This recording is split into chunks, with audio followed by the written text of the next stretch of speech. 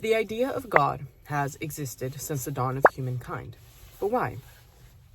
Is there something intrinsic to our human nature that predisposes us to seek one? Surely our mortality plays a role here. We are finite beings who are aware of our finitude. Perhaps in order to cope with this discomfort, we have fabricated ideas of salvation and eternal life after death. We revel in these ideas. We look forward to heaven. In a way, we turn this life into a ticket towards the next. At its best, this manifests as kindness and compassion, working to reduce suffering, sharing wisdom, and attempting to leave the world better than we found it. At its worst, life becomes something fallen or illusory, something to be endured rather than lived. One may neglect this life in anticipation of a perfect heaven. This is one of the unfortunate consequences often associated with organized religion. But if you look closely, it isn't doctrine itself that leads to this outcome. It is human interpretation. In my attempt to understand reality and whether objective truth exists, whether in morality, physical nature, or religious doctrine, I've encountered one unifying principle: perception. More specifically, the lack of cohesion in how we interpret identical concepts. Our perceptions differ because we each run different predictive models of reality. We expect different outcomes from the same experiences.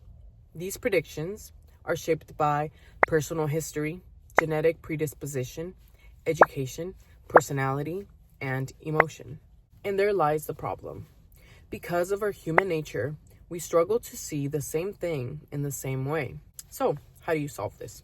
This is the question that initially inspired me to write this essay. Do we just wait for AI to develop enough to resolve our perceptual differences? After all, it wouldn't be constrained by the same emotional and experiential baggage. Perhaps it could tell us which interpretations are right and which are wrong. Consider moral issues like abortion or sexual expression, topics saturated with religious belief, emotional charge, and unequal understanding. How are we to determine who is responding appropriately to these dilemmas? AI may perform better than us in certain respects, but its use only highlights the problem rather than solving it. There is a moral question embedded in outsourcing human meaning to technology. Because of this, AI cannot be our solution. Instead, I want to offer a human one.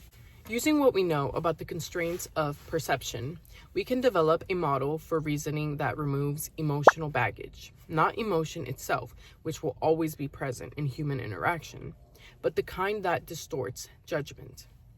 Consider how unproductive it would be for someone with unresolved resentment towards women to speak authoritatively on the subject of women's issues. Until those emotions are dealt with holistically, their perspective will always be compromised. Their thoughts may feel urgent to them, but they cannot be trusted to clarify truth. That is the first pillar, emotional regulation. The second pillar requires examining motive. What is a person seeking? Truth, power, status, or money? When incentive overtakes truth seeking, judgment becomes compromised. We see this clearly in research funded by interested parties, such as studies on the health effects of sugar. It is clear that an opinion shaped by incentive is unreliable in the search for truth.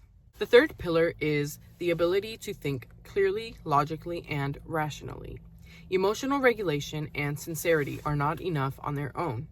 A certain form of intelligence is required, not merely IQ or memory, but a deeper humanistic intelligence often emphasized in spiritual traditions. The ability to hold complexity, tolerate uncertainty, and reason without the ego. Together, these form a framework: emotional regulation, an unbiased pursuit of truth, and humanistic intelligence. Now, ask yourself, dear listener, how different would the world be if those at the top of power structures were selected for wisdom rather for ambition? How much kinder would social media be if people recognized their own bias and limited perspective as features of perception and not moral failures?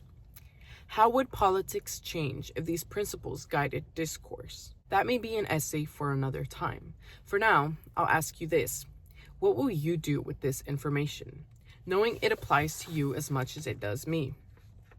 I intend to grow, to expand my horizon of awareness, to question my implicit biases, and to move closer to truth than I've ever been before. Not because it is morally superior or right, but because of what it might teach me. And at the end of the day, experience and growth are the reasons for our existence. Watch this. Love y'all.